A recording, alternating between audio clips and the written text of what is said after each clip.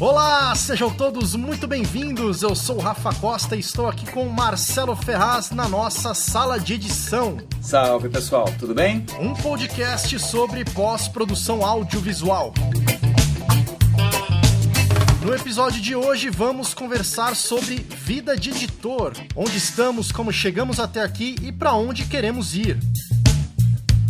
E para deixarmos o papo mais interessante, temos de volta a presença dos nossos colaboradores Fabiano Casa. Fala, pessoal! E Verônica Reichenberger. Oi, gente! E também o nosso querido e já conhecido editor Doge Vasconcelos. Olá, pessoal, prazer estar aqui de novo, dessa vez de casa cheia. Mas antes desse papo, nós vamos à leitura das mensagens dos nossos ouvintes. E se você quiser ir direto para o programa, basta pular para 5 minutos, 54 segundos e 17 frames.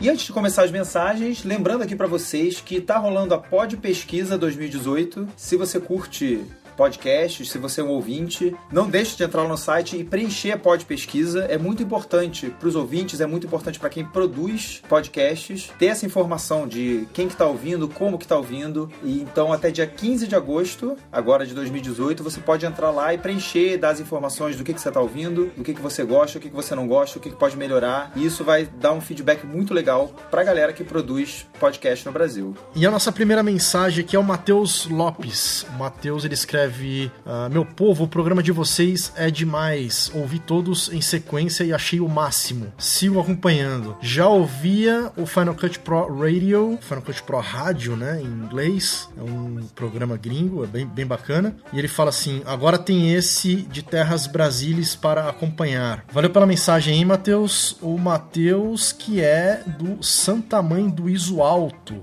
É um outro podcast muito legal sobre audiovisual também. Eles falam sobre a experiência deles como filmmakers, é um grupo de galera que tá filmando, editando, fazendo institucional, casamento. Muito legal, eles já estão aí com 9 ou 10 episódios. Vale a pena você dar uma conferida lá no podcast deles. Quem sabe em breve aí a gente faz um crossover com eles. A gente já tá falando aí com o pessoal lá. Mas valeu, Matheus, pela mensagem. E falando em podcast, o pessoal do podcast Cinemorama entrou em contato aqui com a gente também, falando que está acompanhando os nossos episódios. Muito obrigado, gente. Muito legal, muito legal. O Otávio Silva perguntou, tá no Spotify? Já estamos no Spotify, a gente anunciou aí no programa anterior, né? Tamo lá, galera, só procurar lá que tá lá o Sala de Edição. E o Michel Krieger, ele fala aqui: gostaria muito de sugerir um assunto para vocês que para mim gera muita insegurança e sei que vai ajudar bastante gente, que é sobre carreira freelancer como editor. Tô trabalhando em uma produtora como fixo e tô querendo sair e iniciar contatos, só que é um processo bem difícil,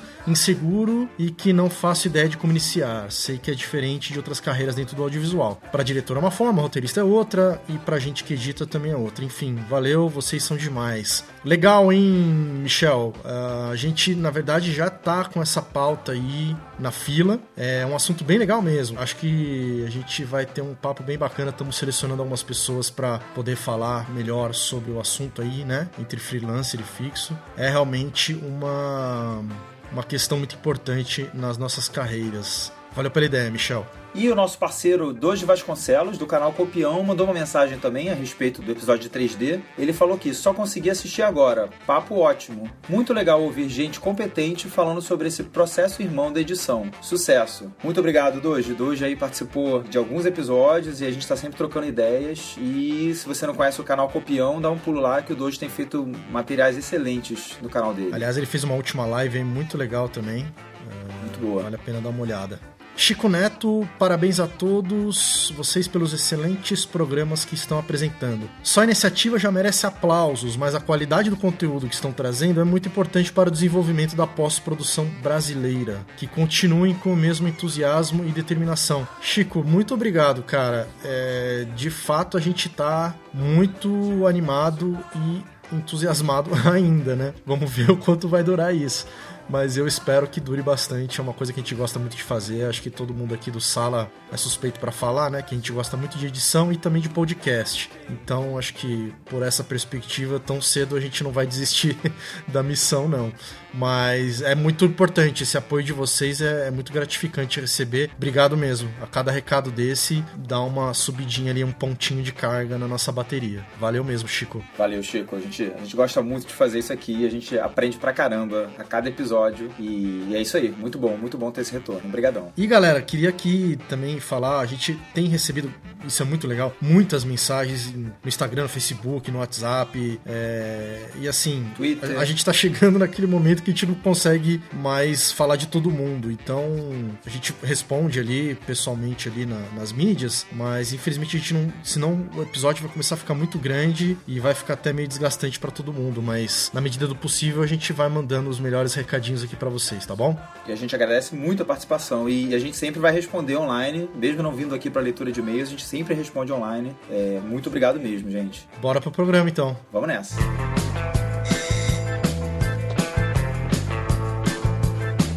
Sim, pois não? Oi, daqui que vocês fazem quando montam? Montagem? Fazemos sim. Pode entrar. Fica à vontade. Vida de editor. Galera, como que cada um entrou nessa furada, hein?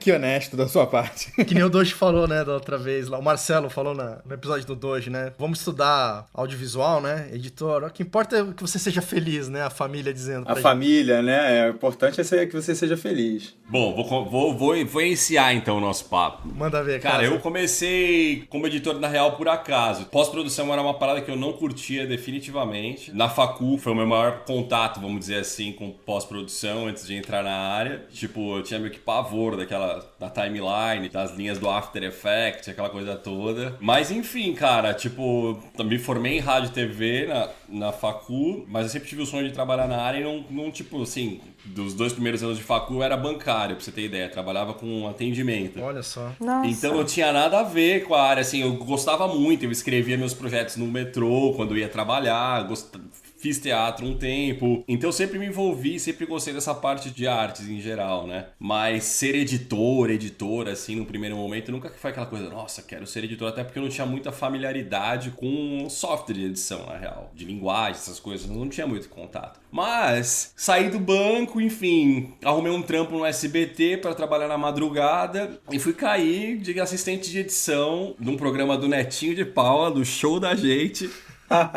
Muito bom. E aí, velho, foi lá no sambinha do Negão, fazendo assistência pra cortar a princesa, que eu comecei a aprender um pouco mais. Lembra da princesa do Netinho? Putz, Lembro, cara. Sim.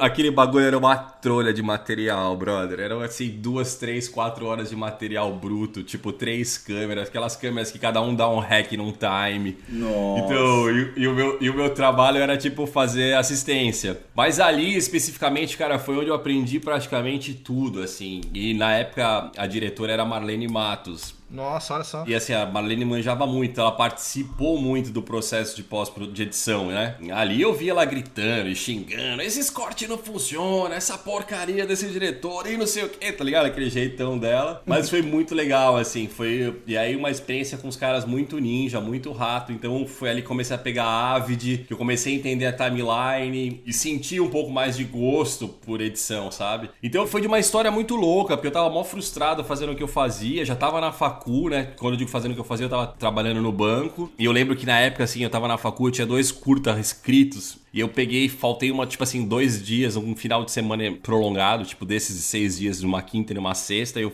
faltei na quinta e fiquei o final de semana inteiro escrevendo meus projetos pra mandar pra um edital. E aí quando eu voltei no dia, na segunda, terça-feira seguinte, fui mandado embora. Aí eu, tipo, lembro que eu saí da rua, eu lembro que eu saí lá na Paulista, que eu trabalhava na Paulista, velho, gritando, aleluia, fui mandado embora! Tipo, desesperado.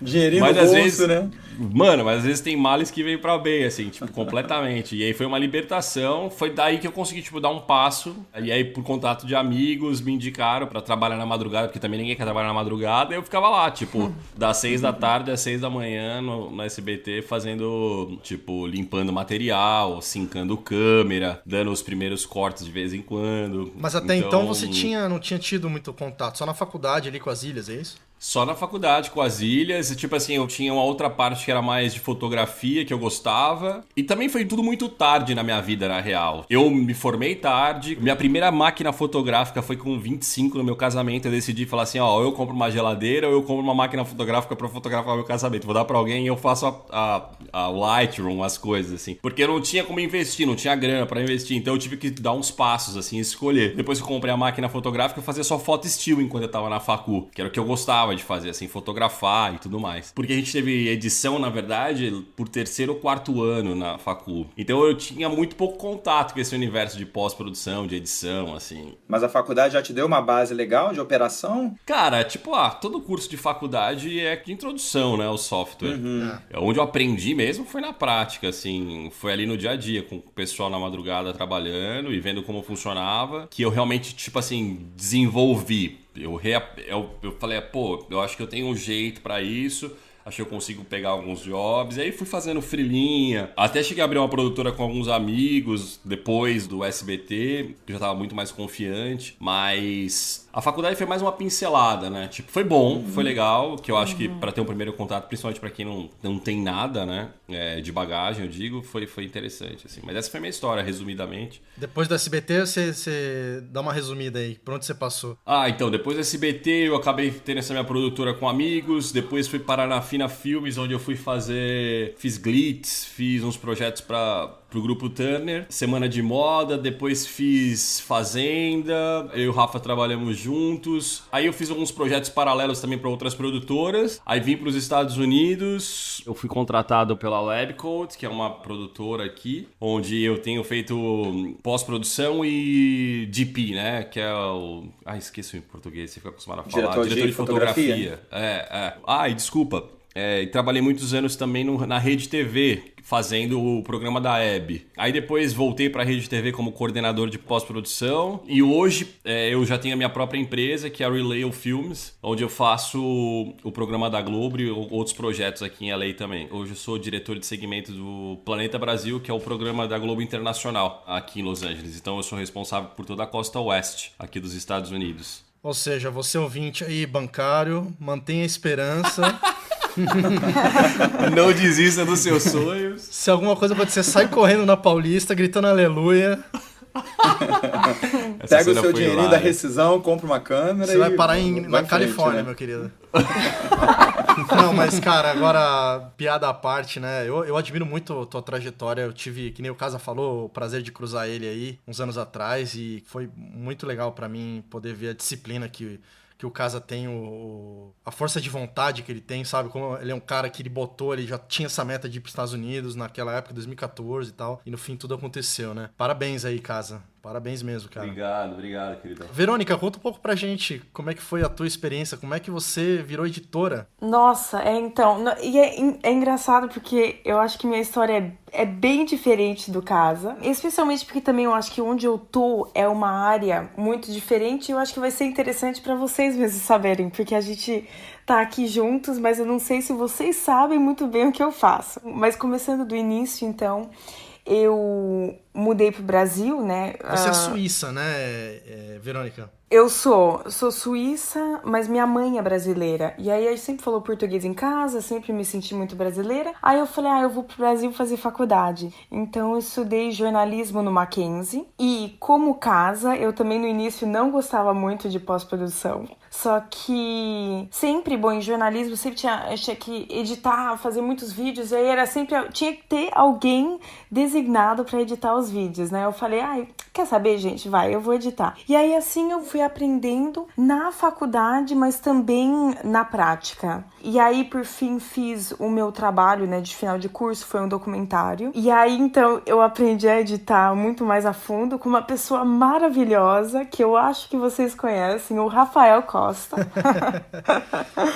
Que aí, então, o Rafa me ajudou muito, né, Me ajudou muito, né, Rafa? Você ficava altas horas lá comigo em casa, me ajudando a editar o documentário. E aí foi muito legal, porque foi uma mistura de aula particular, mas também prático, né, pra poder fazer esse documentário. Então foi muito bacana. E aí eu trabalhei como freela, eu acho que foram 2 anos, talvez, antes de mudar pra Londres. E eu sempre me interessei muito por antropologia, mas eu também sempre gostei de trabalhar com filme. Então eu falei, nossa, eu quero poder estudar cinema, mas poder de alguma maneira trabalhar com antropologia. E aí eu descobri que tinha um curso que chama Antropologia Visual, que foi então o que eu estudei em Londres e que eu acabei trabalhando, focando o meu trabalho mais nessa área, né? Foi quando você fez aquele documentário, né? Que ficou até famoso, né? Como é que chama o documentário? Sim, My Body, My Hair, sobre pelos, né? Então, sobre mulheres que decidem não depilarem, né? Se depilarem. Você dirigiu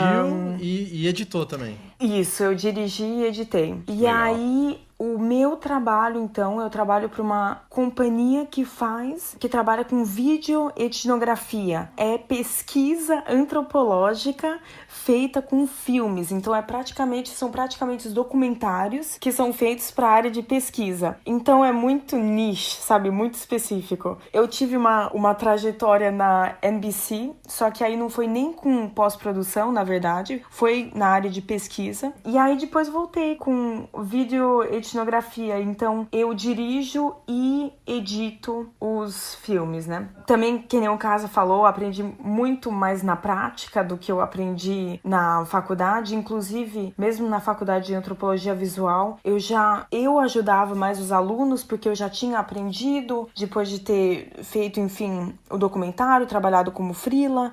Então, foi muito mais na prática que eu fui aprendendo. E hoje eu amo editar. Então, é uma coisa que, assim, não sei, parece que um dia eu acordei amando, sabe? De um dia pro outro. Que legal, Show que de legal. bola. Não, e é engraçado que eu realmente, né, a Verônica, eu tive essa oportunidade de conhecê-la quando ela entrou em contato por conta de aula de edição, né? Mas eu nem imaginava, assim, que no fim ela tava ali de passagem mesmo aqui no Brasil, né? Fez a faculdade de jornalismo. E eu sempre achei muito legal, porque... sei lá, eu conto nos dedos, assim, jornalistas que eu conheço que são montadores, editores, né? E que curtiram e resolveram seguir por essa linha, né? Você tem uma carreira muito específica mesmo, como você disse.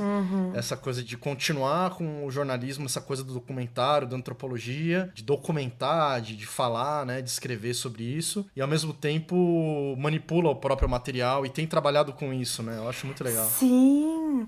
E uma coisa interessante da área que eu trabalho em específico é que a pós-produção é muito diferente, porque você tem que representar muito a realidade, e ainda mais que a maioria dos meus filmes são na área de saúde, então mostrar como é viver com uma certa doença, você tem que tomar muito cuidado com os cortes e manter às vezes sabe, como fala? Não cortar muito, sabe? Manter uma realidade ali, né? Uma veracidade. Uma realidade. Veracidade da coisa, né? Isso, exatamente. Então, às vezes fica uma coisa até um pouco cansativa, assim, porque ficam umas cenas muito compridas, mas é pra manter realmente aquela realidade. Então, foi interessante pra mim entrar nessa área e ter que aprender uma outra maneira de editar, né? Que legal. Legal. Doji, você até já falou um pouco ali, né, no nosso episódio que a gente gravou contigo do Copião, mas repete aí pra galera que não ouviu aquele episódio e dá uma resumidinha. Como é que você caiu também nesse buraco aí?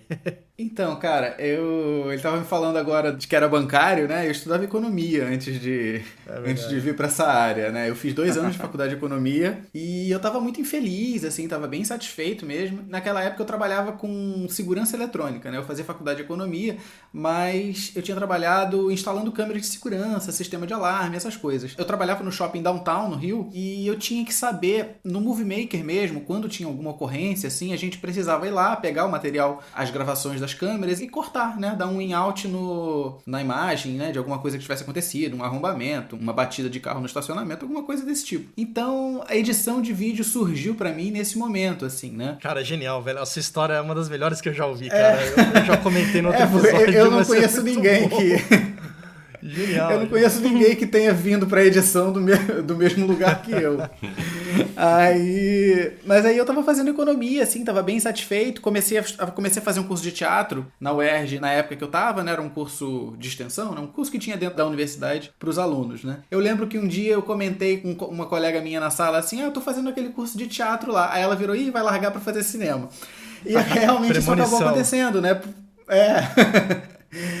E, enfim, aí eu larguei a faculdade de economia, fui fazer cinema na PUC e, assim, foi uma experiência, assim, né? Porque quando eu fui pro cinema, a minha grande motivação era o teatro, que eu já tava fazendo. Eu queria escrever roteiro, eu queria, de repente, dirigir, mas a edição era só, assim, aquela coisa, eu gosto de teatro, mas eu também sei editar, então o cinema de repente, é a combinação dessas duas coisas, né? E foi uma coisa muito sem parâmetro, vamos dizer assim, porque eu não conhecia ninguém que já tivesse estudado audiovisual, cinema. A internet não era como agora, né? Não tinha tanta informação, não tinha o YouTube. Mas eu fui com a cara e a coragem, assim, eu tava muito de saco cheio da faculdade e fui fazer cinema, e foi aquilo. E quando eu entrei na faculdade, acabou que eu já sabia editar, assim, já operava software, né? Já tinha saído do Movie Maker e já mexia em outros programas. Eu já cheguei na faculdade sabendo fazer isso. Então, assim, no segundo semestre da faculdade, eu já tava estagiando, fazia estágio com câmera, mas eu era aquele câmera que sabia editar também. Aí começaram a aparecer alguns trabalhos como freelancer de edição. Então, assim, no meu segundo ano da faculdade, eu já não fazia mais estágio, eu já vivia de freela, assim, né? Já morava sozinho, pagando as minhas contas,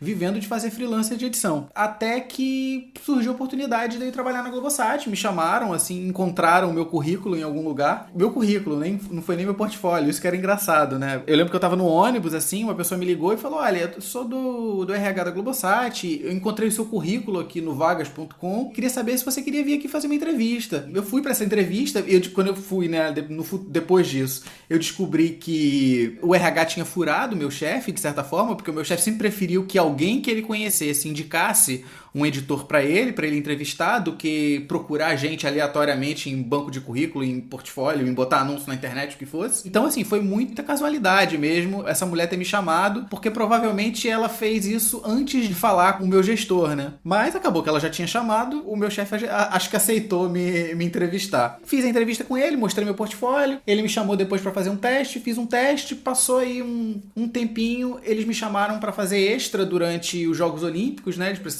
tinha uma demanda maior de trabalho, precisavam de mais gente. Me chamaram para fazer um extra durante os Jogos Olímpicos de Londres, em 2012. Aí eu fui ficando. Eu entrei primeiro para um contrato de 2 meses, estenderam o meu contrato por mais 6 meses, o que era para ser um temporário para os Jogos Olímpicos, virou um temporário cobrindo a licença médica de uma editora. Depois estenderam por mais 6 meses. Aí não podia mais estender, porque já estava no limite, né, do prazo que você pode manter um funcionário por tempo provisório. Aí eu saí, passei 2 meses fora e fui recontratado depois como funcionário mesmo efetivo, e no fim passei 5 anos lá editando um monte de coisa, assim, peça promocional, chamada, trailer, vídeo conceitual para os canais. Foi bem legal, assim, né, porque são muitos canais, né, a Globosat tem acho que 40 canais hoje, né? Eu trabalhava num departamento que lidava com uns 20 canais diferentes, vários tipos de linguagem, vários tipos de públicos, então foi uma experiência bem legal, assim. Enfim, até que ano passado eu resolvi sair, queria fazer outras coisas da vida, né? Já tava há 5 anos fazendo a mesma coisa, e aí saí, pedi demissão e vim dar uma volta pelo mundo.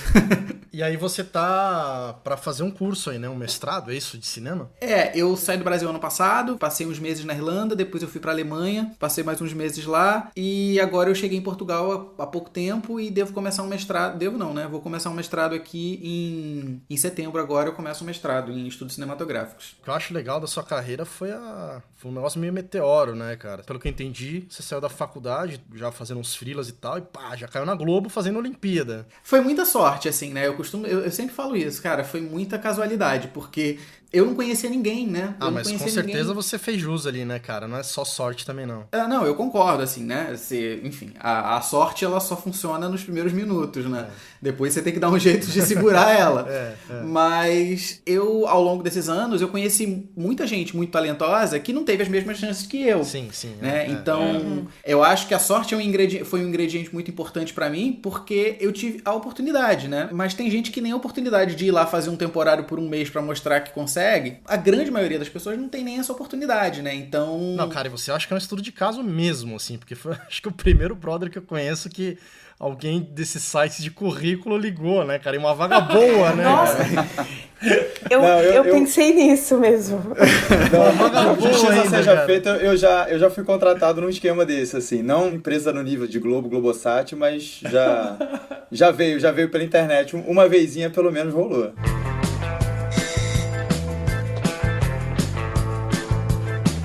Sim, pois não? Oi, daqui que vocês fazem quando montam? Montagem, fazemos sim. Pode entrar. Fica à vontade. Vamos lá, uma parcial aqui. Temos um ex-bancário, uma jornalista, um ex-economista aí, quase economista. Quem é o próximo aí? Quase economista. No meu caso, temos um ex-biólogo, na verdade. Olha aí, rapaz. Nossa. Tá ficando cada vez melhor esse programa. Pois é, eu fiz Biologia Marinha na UFRJ, fiz Biologia Marinha e licenciatura. E aí eu fiquei um ano dando aula em escola. Eu dava aula lá em Itaipava, era início de carreira, assim. Então, a primeira coisa que apareceu eu peguei, né? Porque saindo de faculdade não dá pra negar trabalho. E aí eu fiquei um ano lá, só que eu tava muito insatisfeito. Durante esse ano, eu peguei 5 turmas diferentes e era 6ª e 7ª séries e 1º, 2º e 3º anos do ensino médio. Dureza, hein? Era muita pauleira, entendeu? Primeiro ano, você pegar 5 turmas diferentes, preparar aula, dar aula, corrigir ainda, prova. Né, exatamente. Então foi muita pauleira esse ano. E aí realmente eu fiquei bem satisfeito com essa situação. E o que aconteceu foi, bem antes até de começar a fazer biologia, eu gostava muito de cinema. Eu sempre via os making-offs de filme, eu estudava, eu gostava pra caramba, lia a respeito, mas nunca me liguei com a edição. Eu gostava muito de fotografia, eu tinha interesse, mas nunca imaginei que eu fosse entrar pra isso, né? Mas aí o que aconteceu foi, ao longo desse ano dando aula, meus pais vendo, família vendo, né, que eu não estava satisfeito, surgiu essa sugestão de, poxa, por que você não vai fazer cinema? E aí eu acabei engatando numa faculdade de cinema, e nessa de estudar, eu estudava na Estácio, e acabou surgindo uma vaga no curso de cinema, para trabalhar no curso de cinema como assistente de produção. E foi ali, no curso de cinema, como assistente de produção, que eu comecei a tomar contato com as ilhas de edição, com a questão da edição dos filmes dos alunos, dos curtas-metragens, porque eu que produzia. Eu produzia o material, mas eu não tomava parte na edição desses filmes, dos curtas. Mas aí a gente tinha as ilhas, né? Tinha as ilhas, tinha os editores, com quem eu trocava ideia e tal. E é ali que eu comecei a me interessar por isso. Comecei a conhecer ali, na época acho que era Final Cut 6 ou 7 que tinha nas ilhas. E aí em algum momento eu falei, tem que aprender esse negócio. E aí eu cheguei a fazer um curso de Premiere e comecei a baixar, pegar tutoriais de Final Cut, pegar livros e tal. Peguei aqueles tutoriais do Larry Jordan. Épicos. Em torrent e tal. Épicos, os clássicos tutoriais lá do Larry Jordan. E aí eu comecei a estudar, entender um pouquinho mais de edição e tal. E aí nessa época calhou de surgir uma vaga dentro da própria universidade para trabalhar no ensino à distância, no EAD, onde eles trabalhavam com Newtek TriCaster, que é um equipamento de corte ao vivo. Então eles gravavam as aulas e eu entrei como... Eles consideravam editor, né? Mas era meio direção de imagem no final das contas. Era fazer corte de câmera mesmo. E eventualmente tinha algum trabalhinho de pós, tinha algumas correções de material gravado que a gente tinha que fazer. E foi nessa que eu comecei realmente a pegar na questão da edição mesmo. No setor mesmo não era exatamente edição, mas aí tinha esse quebra-galho aí da gente corrigir material, da gente mexer com cor, da gente mexer com áudio que deu problema, né? Na verdade a edição era o conserto na pós, né? A edição ali era resolver problemas mesmo. E aí nessa eu comecei a ficar mais confortável com a questão de edição e tal. E a partir daí, eventualmente, surgia alguma coisa de trabalho, de freela, eu cheguei a cobrir férias na Globosat uns 2 meses, questão de contato lá dentro, né? Gente que eu conhecia lá dentro acabou me chamando. A partir daí, comecei a estudar e aí começou a deslanchar, assim, de minha paixão por edição mesmo. Mas, a princípio, na faculdade de cinema, eu ia fazer... Por mim, eu teria feito direção de fotografia. Quando eu entrei na faculdade, minha cabeça era direção de fotografia. Eu nem pensava em fazer edição. Só realmente quando eu comecei a trabalhar ali no EAD que eu comecei a estudar, que eu comecei a gostar de verdade nisso, né? Então deixei totalmente de lado a questão da direção de fotografia. Hoje em dia nem me ligo muito. E acabei me apaixonando mesmo por edição. Pô, que legal, cara.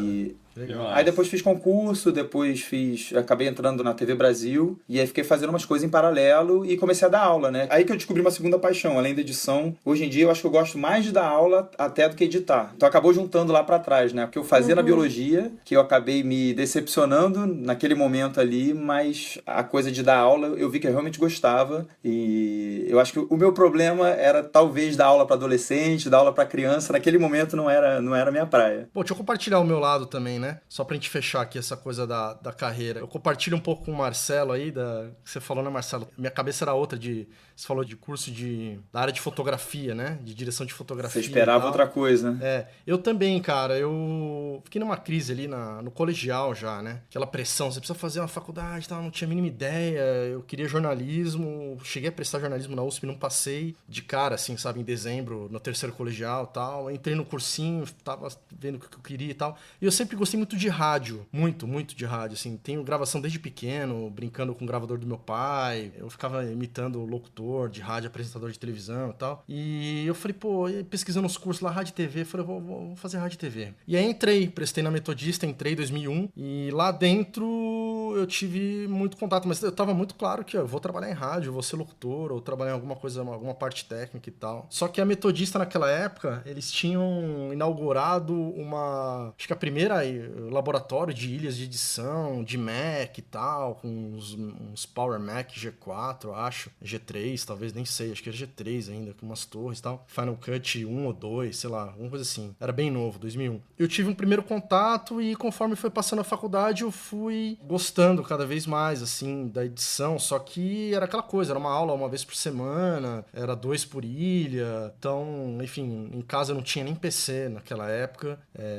nem Mac, nem PC, nem nada, assim. Então, a internet ainda era uma coisa, né, que capengava ainda demais ali, não era realidade para todo mundo e tal. E eu deixei um pouco passar, cheguei a fazer um curso de locução de rádio, que um amigo meu me indicou, o Yuri, que hoje ele é coordenador do 89, da Rádio Rock aqui de São Paulo, e ele fez para sonoplastia, já entrou na 89 na época ali, tá, uns 15 anos já lá. E ele falou, faz o curso e tal. Eu fiz o curso, tranquei a faculdade, fiz o curso. Mas aí, na época, o mercado de rádio estava muito fechado, era muito pequeno. O meu perfil era muito específico de rádio jovem, que não eram tantas assim. E cada rádio tinha uns 4 ou 5 locutores, que também já não ganhavam muito bem. Então, a edição de vídeo acabou me pegando um pouco mais, mas eu tive uma crise. Ele saí da faculdade, cheguei a fazer alguns estágios de produção. Casa até falou que ele trabalhou no programa do Netinho, né? Eu cheguei a fazer, cara, porque eu trabalhei pra uma empresa que fazia interações no programa. Uma empresa de interatividade. Quantas bolinhas de gude tem no pote? Ligue, sabe? E concorra a uma torradeira, aquelas coisas. E aí eu trabalhei nessa empresa, eu ficava responsável por estar dentro dos programas, vendo isso, eu sorteava as pessoas, passava a pauta para os apresentadores para, olha, fala isso e tal, nesse momento. Cheguei a trabalhar no programa do Clodovil na Rede TV, fiz uma inserção lá no Netinho, uma vez na Record, do Dia de Princesa, mas eu não curtia, cara, a produção e tal. Cheguei a trabalhar como câmera de um cursinho de advogados aqui de São Paulo, não me dei muito bem, eu falei, cara, não é isso, eu tava muito perdido. E aí só depois que eu acabei a faculdade, que eu falei, cara, deu tudo errado, já me formei, não me achei em nenhuma área. E aí eu fiz minha última grande aposta, que eu falei, pô, eu lembro que eu gostava de edição na faculdade, mas eu não tenho computador e tal. Pesquisei, vi qual que era o melhor curso. Lembro até hoje, juntei um salário inteiro da época, tava de office boy ali pra pagar as contas e tal. Torrei a grana toda no curso, 15 dias de Final Cut. Cara, saí de lá, assim, amei, né? Amei. Falei, tipo, deu aquele eureka, mas não tinha máquina, não tinha. Eu falei, bicho, eu vou ter que correr atrás de algum lugar que queira me contratar como estagiário e torcer pra alguém me contratar nos próximos meses, senão eu vou esquecer tudo que eu estudei aqui, né? Anotei muita coisa em apostila, eu tenho até hoje essa apostila aqui, muita anotação na mão ali e tal. E aí eu consegui, cara, entrei numa web TV, não existia o YouTube ainda, 2006, acho que o YouTube lançou em 2006, mas ainda não tinha, enfim, era novo e tal. Era uma web TV sobre vendas, trabalhei lá um tempo, aí fui fazer teste de VT na O2, um amigo meu me empurrou pra lá. Da O2 eu fui pra Dynamo Filmes, fiquei 2 anos ali, foi uma formação mais completa, que eu fiquei de central técnica, assistente de montagem e editor de teste de VT, que eu já vinha fazendo e tal. E foi muito legal. Dali eu fui pra Mixer, fiz varejo de Pão de Açúcar Extra e Compre Bem. Dali eu tive a oportunidade de ir pra MTV, passei 2 anos na MTV também. Da MTV foi meu último trampo fixo, foi só freela. Aí fiz as Fazendas, que eu conheci o Casa. Tive uma baita oportunidade também de ir pra Olimpíada do Rio com a Record, que foi fantástico. Fui lá junto com o Jornal da Record. E aí tô aí até hoje, né? Abri a Escotilha Filmes, que é a minha produtora, em 2012.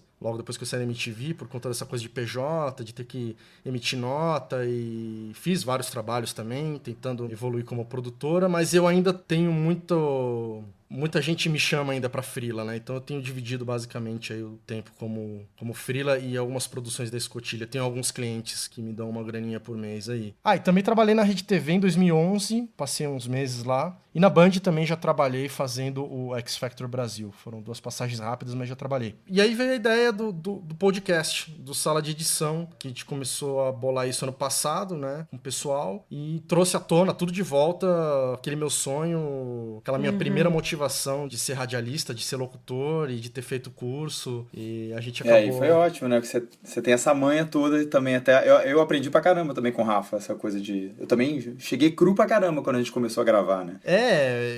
Quer queira, quer não, eu trouxe tava... essa manha do rádio, né. Pois é, a gente, né, eu lembro sempre da história do Steve Jobs também, que ele fala, que ele teve uma matéria letiva na faculdade, que era caligrafia. Caligrafia, né.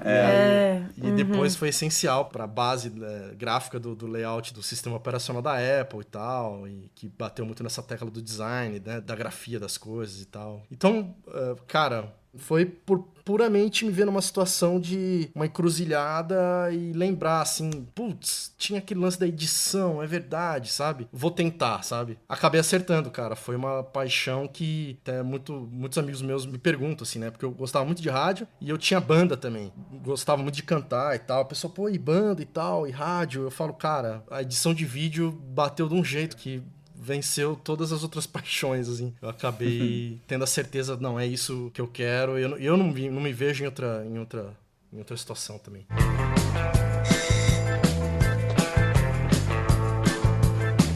Sim, pois não? Oi, daqui que vocês fazem quando montam? Montagem, fazemos sim. Pode entrar. Fica à vontade.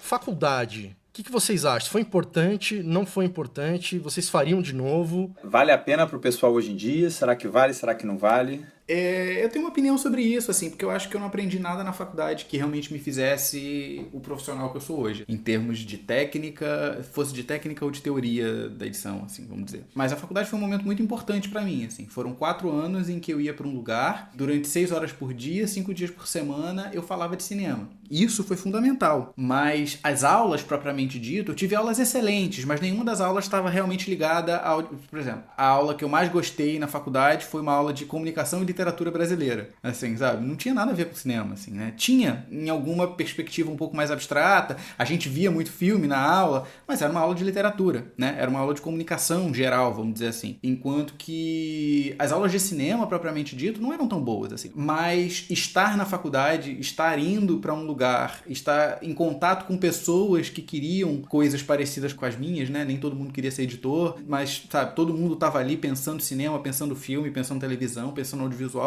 Isso foi muito bom, assim. Eu não acho que a faculdade seja um negócio fundamental para quem quer entrar no audiovisual hoje. O ambiente é muito mais importante do que o curso em si, entendeu? É uma boa perspectiva.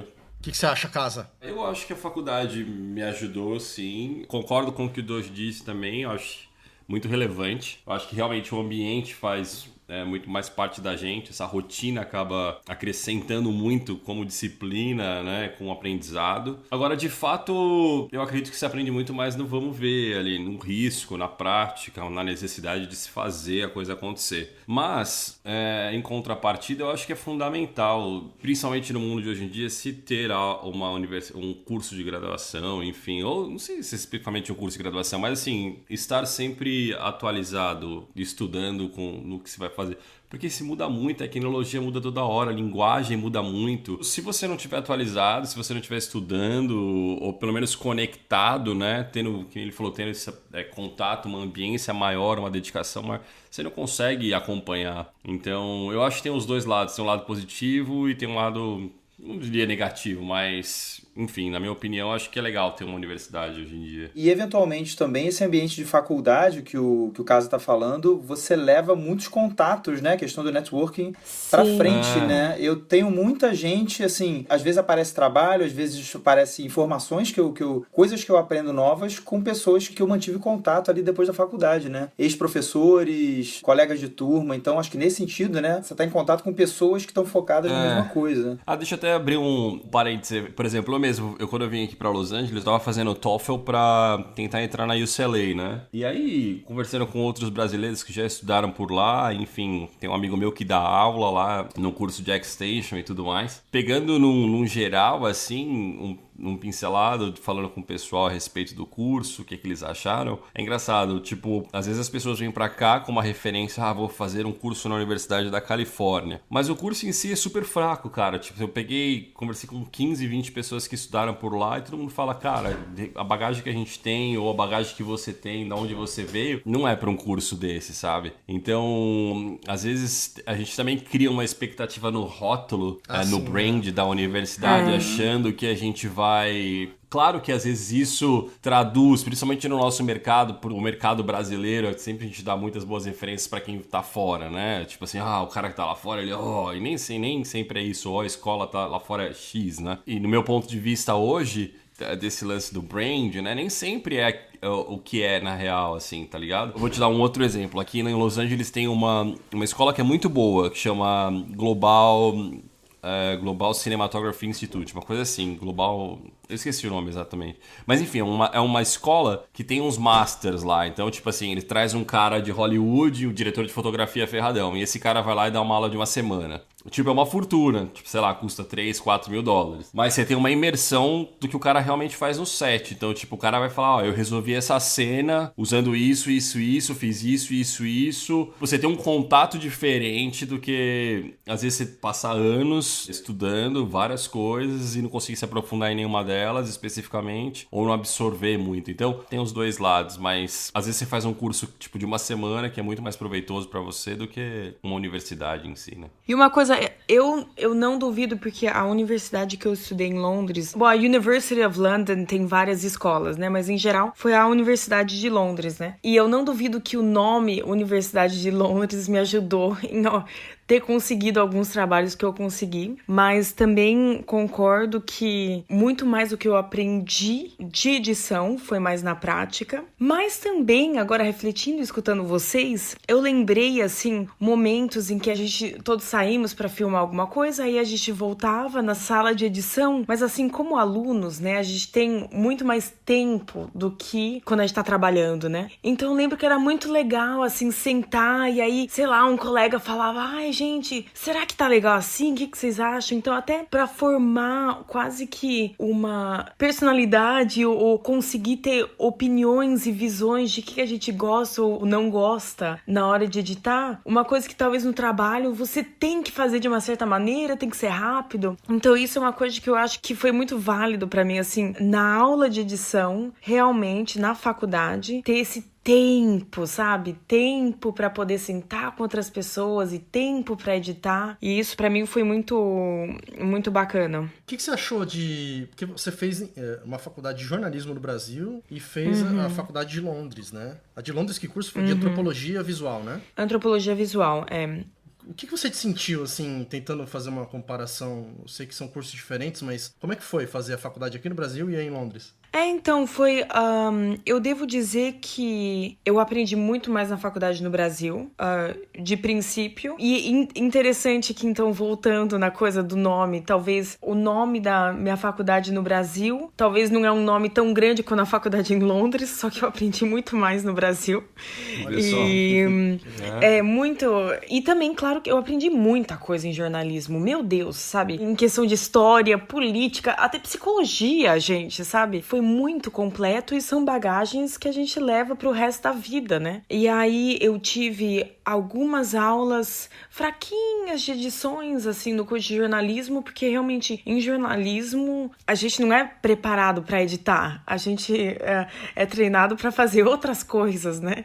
Mas foi engraçado porque eu percebia que eu nunca gostava muito de escrever, eu não queria muito, assim, aparecer como repórter, e aí eu fui percebendo, foi até legal fazer jornalismo, porque aí eu fui percebendo mais o que eu não gostava. E aí nisso vendo o que eu mais gostava, né? E inclusive foi isso que me levou, né, mesmo depois a estudar antropologia visual, que eu acho que, sei lá, quando eu entrei na faculdade, quantos anos eu tinha? Sei lá, 18? Não sei. Mas eu nunca teria imaginado, primeiro, que eu iria trabalhar com edição e segundo, com antropologia visual, né? Como video ethnographer.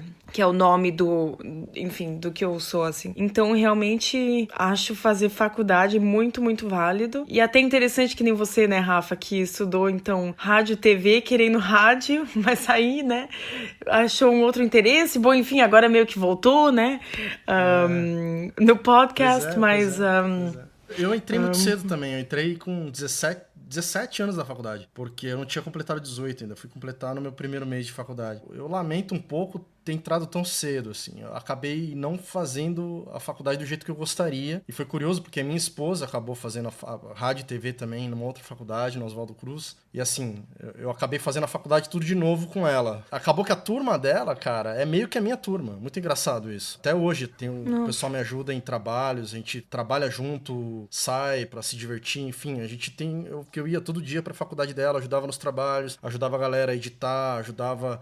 Então, eu acabei fazendo, porque eu entrei muito cedo, cara, lá na Metodista, então eu não, sei lá, não aproveitei muito, assim. Mas eu lembro que muita gente me pergunta isso, né? Ah, faculdade e tal. Por isso que eu coloquei até aqui na pauta. Mas eu acho que tem uma coisa que vocês falaram aí também, que é isso, de que a gente não pode restringir tudo ao técnico, né? Se fosse tudo só técnico, a gente, lógico, ia todo mundo fazer curso. Inclusive, eu aconselho hoje em dia, o que eu teria feito diferente eu teria feito cursos técnicos já pra poder ter me livrado na época de trabalho de office boy e tal, pra pagar minhas contas, e aí eu ia fazer minha faculdade com mais tranquilidade, com mais idade, mais maturidade. Já cair no mundão da edição e depois ia se especializando. Mas isso também é um perigo, porque às vezes você também já cai ali, já começa a fazer trabalho, não sei o que, e acaba, eu já me resolvi, entendeu? Não tem mais tempo. Acaba não tendo tempo também, né? Dependendo. Porque tem coisas, por exemplo, eu lembro na faculdade, assim, minhas melhores memórias da faculdade, tipo, aula de ética, aula de sociologia, metodologia de pesquisa, sacou? Eu lembro tinha umas coisas técnicas que nem o Casa falou, muda da noite pro dia, do dia pra noite já tudo diferente, entendeu? Agora... Ainda mais agora, cada vez aula mais de filosofia, rápido, né? Eu nunca tinha tido aula de filosofia na escola, fui ter na faculdade, quer dizer, me formou como pessoa. Mesmo, Exato. Abriu é uma bagagem muito além do... É que a gente também tá especificando muito, né, no que nós fazemos no dia a dia. Mas sim. A universidade, ela te dá uma bagagem muito maior pra outras coisas. Não, te dá um diferencial enorme, né, cara? Eu gosto muito dessas coisas, de estudar e de me colocar em contato com coisas que eu não faria, sabe? Que eu não tenho noção nenhuma. E isso eu devo dizer uma coisa que pra mim foi muito engraçado quando eu tava no Brasil, e isso até me decepcionou, porque muitos professores meus mesmo falavam, nossa, mas você é suíça e você veio estudar no Brasil? E isso é uma coisa que eu sei que nos Estados Unidos é diferente, só que na Inglaterra e na Suíça, você escolhe uma matéria e você só tem disciplinas bem específicas pra aquela área, né? E já no Brasil, você tem aula de, sei lá, filosofia, né? Que nem eu falei, eu tive psicologia, coisas que não é diretamente relacionado com o que você está estudando, mas abre sua mente, você descobre tantas coisas novas, é incrível a bagagem que você recebe. Com certeza. Para mim, especificamente, eu fiz um curso de cinema, eu acho o que eu tirei mais do curso não foi nem edição, realmente, porque a edição era mais história da edição e as escolas, e falava, né, de Eisenstein e tal, mas outras disciplinas, assim, por exemplo, documentário, falar das escolas de documentário, eu acho que o que eu ganhei mais foi a questão das referências, sabe? De estudar a história do cinema. Por mais que aquilo ali não seja focado em edição, mas na hora que eu vou fazer uma edição, na hora que eu tenho algum trabalho, você tem aquela referência, poxa, tem aquele cara lá atrás que fez assim, assim, assim, e aí você pode correr atrás daquela informação, né, e tentar trazer para o que você está fazendo. O que eu acho é isso, que a faculdade, no fim, ela é muito mais importante por essa questão de formação, que é uma continuidade meio do que a escola foi para todos nós, do que propriamente da parte técnica da qual a gente quer se especializar, né? É que nem aquela coisa de falar, pô, mas por que eu preciso aprender a regra de 3, né? Não vou trabalhar com matemática, aí você vai comparar um preço na gôndola, você fala, pô, né, se esse pote vale isso e o outro tem que valer... Você usa, né? Então eu acho que tudo isso que a gente aprende é uma formação mais avançada de vida, né? Uma educação de vida mesmo dentro da faculdade, que se a gente ficar só no curso técnico, a gente vai ficar naquele nível de colegial, né? Que ensino médio hoje em dia, né? Que fala. Uma dúvida que eu tenho, vocês que trabalham, né? Ou no Brasil ou em companhias brasileiras, as pessoas que trabalham com vocês, com pós-produção ou cinematógrafos, eles fizeram faculdade? Ou vocês conhecem pessoas que não fizeram faculdade, que foi por, assim, experiência própria? Eu conheço poucos que não fizeram. Eu conheço uma galera grande que não fez faculdade, na verdade. Até em cargos altos. Olha. Até em cargos altos, assim, bem altos. Que, quer dizer, começaram eventualmente, mas não terminaram. Mas eu acho que realmente na edição não tem muito essa exigência, né, da faculdade. Mais ou menos, Pelo né? menos.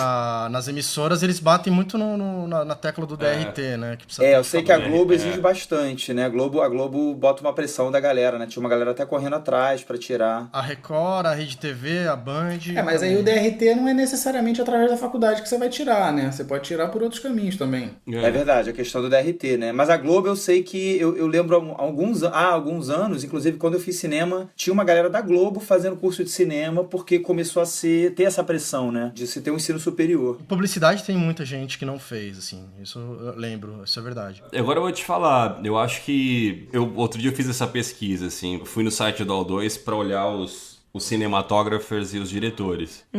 E, cara, eu fiquei espantado, assim, porque se você entrar lá no site dos caras, acho que, não vou falar, vai mais uns 90%, mas entre 80% e 90% da galera, todos são FAAP. E eu acho que isso é por conta de um brand e também por causa de um nicho.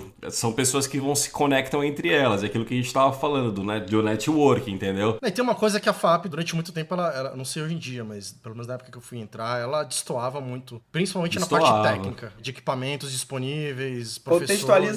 Contextualiza aqui pro Carioca, por favor. A FAP, ela é... Eu nem sei qual que é a... É faculdade... Álvares Penteado, né? Armando Álvares Penteado, uma coisa assim. Fundação Armando Álvares Penteado. E ela tem uma pegada de audiovisual, é isso? Na verdade foi uma faculdade muito elitizada, de nome. Então, por exemplo, pra fazer cinema lá, sempre custou, tipo, 3, 4 mil reais por mês pra mais. Só estudou lá quem realmente pôde pagar. Meio uma PUC, talvez, né? A Pontifícia. Pra quem é do que a gente Rio, tem aqui né? no Rio. Mas eu lembro que na época que eu comecei a faculdade, eu cheguei a ver que a FAP era mais cara do que a PUC do Rio, assim. Se hoje a PUC tá uns 4 mil reais, a FAP deve estar uns 5. É ridículo, é ridículo. E assim, não desmerecendo, tipo, a instituição, nada disso. Mas eu tô querendo dizer é que realmente o brand, ele existe ainda, tá ligado? E ele forma, não é à toa que, por exemplo, que você coloca seus filhos em boas escolas pra que eles tenham boa educação e eles se relacionem com pessoas do mesmo nível, vamos dizer Mas assim. você sabe que isso acontecia na MTV também, viu, Casa? Quando eu entrei lá, eu me espantei com isso daí. Acho que eu também, uns 70%, 80% da MTV inteira era da FAP. E eu devo dizer que onde eu trabalho, a maioria das pessoas também se formaram na minha faculdade. Porque também pensa um pouco pro lado do contratante também, né? O sujeito quer garantir, né, cara? Tudo bem que não atesta nada, não quer dizer necessariamente que o sujeito é o melhor, mas a chance do sujeito pegar um profissional melhor, buscando uma das melhores faculdades, né, cara, do que... Tipo, você precisa pegar um estagiário que tá na faculdade, você vai pegar o cara da FAAP ou da Unisquina, entendeu? Sim. Saca? Sim. Tipo, eu daria preferência, eu acho. Na PUC, assim, eu lembro de ter, assim, de estar lá, né, no mesmo ambiente que eu, filhos de vários diretores importantes, sei lá. A filha do Cacá Diegues estava lá estudando com... Não chegou, era minha veterana, eu acho. As filhas do Doc Comparato estavam lá fazendo cinema na mesma época que eu.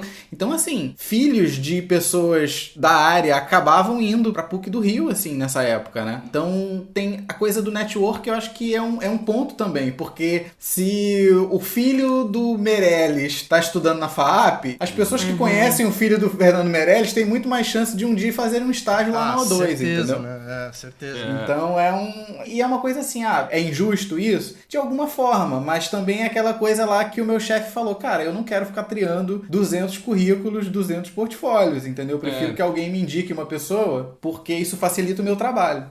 Mas acho que isso vem de uma questão social muito mais ampla, assim, muito mais profunda.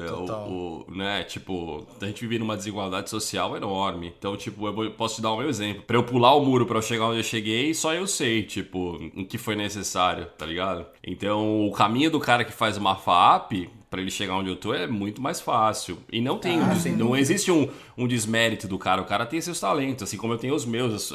Só que é muito diferente, tipo, a gente tentar pular o muro. Quando eu digo pular o muro, é tipo chegar do outro lado, tá ligado? Falar assim, puta, cheguei no lugar e falar, nossa, consegui chegar até aqui. Cara, é uma realidade completamente diferente pra quem precisa levantar cedo, pra quem a necessidade, tipo assim, é trabalhar pra pagar a conta, é trabalhar pra sobreviver. É tipo assim, eu mesmo posso te falar, cara, quando eu entrei na faculdade, eu comecei, só pra você ter ideia, eu entrei na faculdade faculdade arriscando que eu ia ganhar uma bolsa, porque assim, eu achava que eu conseguia pagar. Eu trabalhava no banco e eu ganhava tipo R$1.000 por mês. Eu trabalhava tipo 5, 6 horas só. E aí eu falei assim, cara, eu vou trabalhar 2 meses e vou pagar um mês de faculdade. Vou trabalhar 2 meses e vou pagar um mês de faculdade, porque era 900 conto, 800 e pouco a facu na Embi Morumbi. Então, eu fiquei devendo logo de cara 3 meses. Eu falei, mano, onde eu fui amarrar meus bois, né? O que eu fui fazer aqui? Tipo, já saí devendo logo 3 meses de cara. A sorte é que eu consegui ProUni. E aí, com ProUni, eu consegui a bolsa e consegui levar a faculdade pelos 4 anos. Foi muito na base da fé e do esforço, assim, saca? Porque se você tem a necessidade de sobreviver, quando eu digo assim, eu preciso trampar pra eu poder, sei lá, tipo, ter as minhas coisas, pra eu pagar as minhas contas, pra eu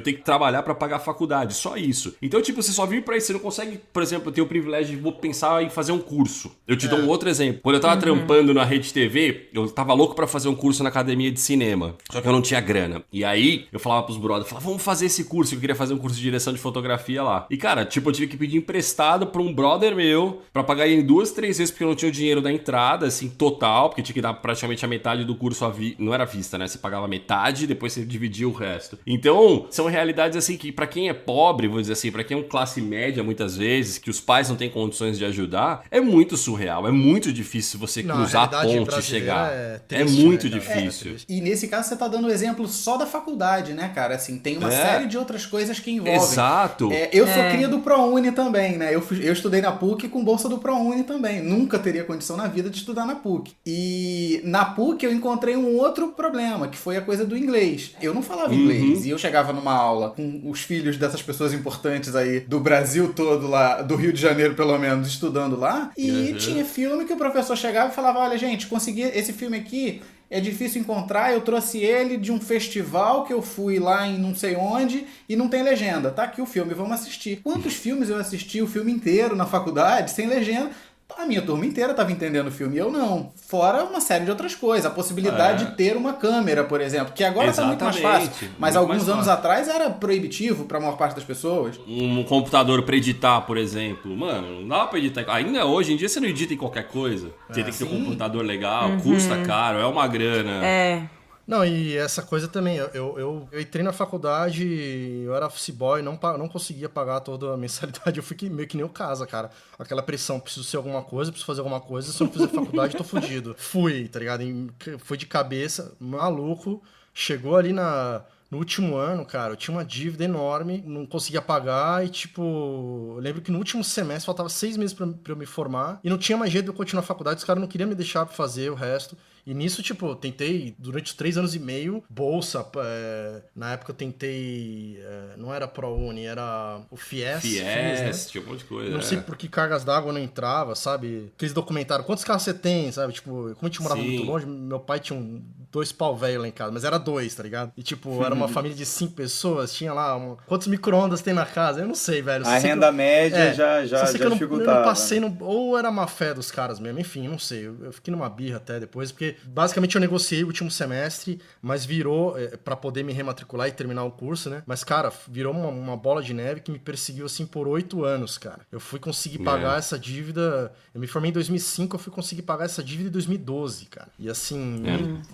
Não é fácil. Estrupiou a vida, mas ao mesmo tempo me ajudou muito, cara. Se não fosse a faculdade, enfim, eu talvez não tivesse a maturidade que eu tive até pra poder, na época, poder pagar essa... Enfim, não me arrependo. Não me arrependo, eu acho que foi muito importante. Eu entendo que nem todo mundo, talvez o ouvinte aí que tá, né, nos ouvindo aí, não sei onde você mora, qual é a tua realidade, mas é complicado mesmo, cara. Saiba que força na peruca aí, e se não der também, meu amigo, vai do jeito que der. Do jeito que der, né? Vai do jeito que der, o esquema é sonhar e ir pra cima. Não entrar nessa pira de, com 17, 18 anos você precisa estar numa faculdade e você já precisa saber o que você quer. Cara, se tá cobrança, fizer com 30, bicho, eu preferia 1000 vezes ter feito hoje em dia, cara. Teria feito muito melhor a faculdade. E aquilo que a gente meio comentou, né? Informação hoje, a gente tá no paraíso da informação, né? Então, tem cursos maravilhosos aí, o Doji tinha falado, né, Doji, do Masterclass. É ótimo o Masterclass. Sim, ótimo.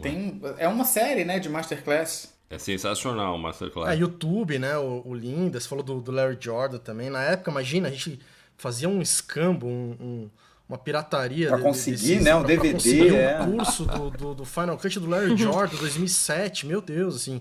Hoje em dia você tem tudo online, cara. Tudo no YouTube, tá lá. YouTube.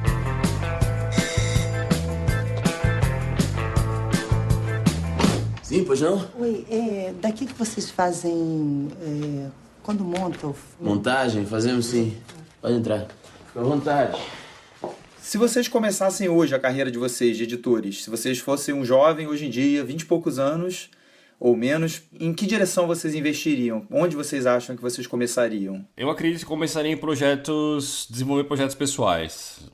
Eu acho que o autoaprendizado, o acerto e o erro, acho que é o melhor caminho, na minha opinião. Claro, se você já tem paixão, se você tem uma convicção, um certo talento, porque geralmente a gente também deseja as coisas e não tem talento para aquilo. E fica muito mais difícil de fazer a coisa acontecer. Mas se você tem feeling para coisa, eu acho que a melhor coisa é estudar por si mesmo, buscar referências, que eu acho que é importante, e correr os riscos, acertos e erros. No meu caso, eu diria que eu iria sim procurar uma faculdade, talvez de cinema ou talvez, como no meu caso, antropologia visual, uma coisa muito mais específica, mas olha, Casa, eu não tinha pensado nisso que você falou, mas realmente criar projetos pessoais, porque isso é uma coisa que eu nunca tive a coragem de fazer de princípio, porque eu tinha muito medo, mas eu devo dizer que o primeiro trabalho que eu consegui em Londres não foi nem por causa do meu currículo, mas foi por causa do link de um filme que eu mandei. Então, por causa de um projeto pessoal meu, eu consegui um trabalho. Então, realmente, você poder mostrar o que você consegue fazer mais do que só ter num papel, né? Um diploma, né? Eu acho que se eu pudesse voltar no tempo, eu teria feito cursos técnicos em primeiro lugar, por conta da minha história em particular, assim, né? Pela dificuldade que eu tive de pagar a faculdade financeira, até pra eu poder morar sozinho, me casar e tal. Eu teria ido, hoje em dia, né? Curso técnico, já começa a editar, começa a filmar casamento, fazer qualquer tipo de serviço que te dê uma grana. Aí você começa a pensar, bom, o que eu gosto?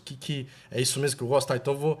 Aí sim eu acho, é muito importante fazer a faculdade, fazer numa idade, de repente, não tão nova, depois dos 25, 23, 24, por aí que você já tem uma maturidade muito maior do que com 17, 18 anos, para que isso possa te dar... Que nem o Doji falou, quando ele entrou na faculdade, no fim ele já trabalhava com edição, quer dizer, você já entra na faculdade como editor, como um filmmaker, aquilo já te dá uma notoriedade melhor na sua turma, você já consegue se destacar, as pessoas te enxergam como um profissional já, e as coisas começam a rodar melhor, porque tudo acaba sendo sobre como gerar oportunidades de você continuar a sua carreira, né? Não basta você aprender ou estudar teoria ou prática, se você não tiver oportunidade de aplicar aquilo, né? E as oportunidades vão aparecer com networking. Na faculdade é um ótimo networking para isso. Mas, reforçando que eu acho que vale muito a pena fazer a faculdade, porque se você ficar só no técnico também, você acaba ficando limitado e acaba restringindo a sua área de alcance de carreira, né? Então, eu teria feito dessa maneira hoje em dia.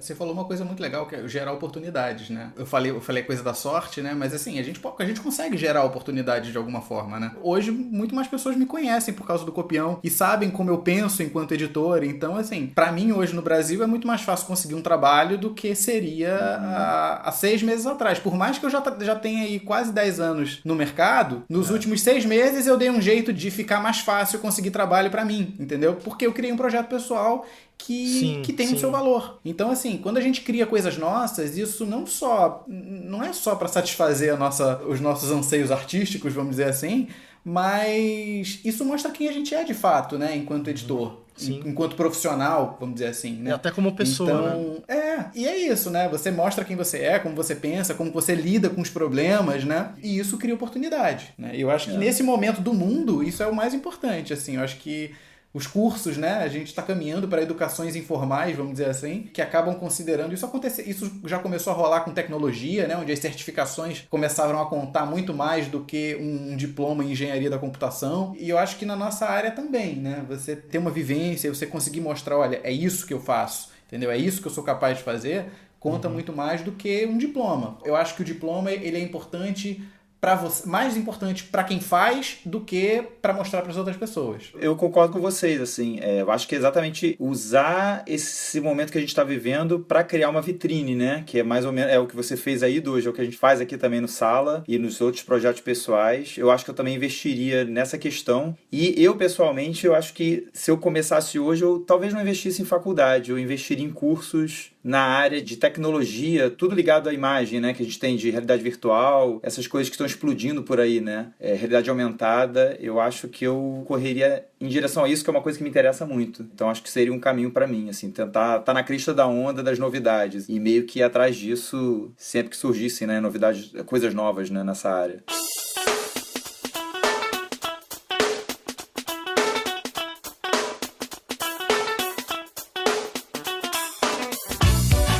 Galera, muito obrigado, hein? Valeu, Doge, aí mais uma vez. Obrigado, Rafa. Casa, Verônica. Gente, valeu mesmo. Valeu, Obrigada, eu que agradeço. gente. Obrigada, Rafa. Super feliz de participar de novo. É sempre bom estar compartilhando experiência com vocês, puta adoro. E foi muito bom aprender muita coisa sobre vocês que eu não conhecia. Isso é verdade, entre a gente. É verdade, muito bom. verdade. Vamos ouvir de novo com calma, assim, para absorver a história, né, de todo mundo, que é muito bacana isso, né, dessas referências, assim.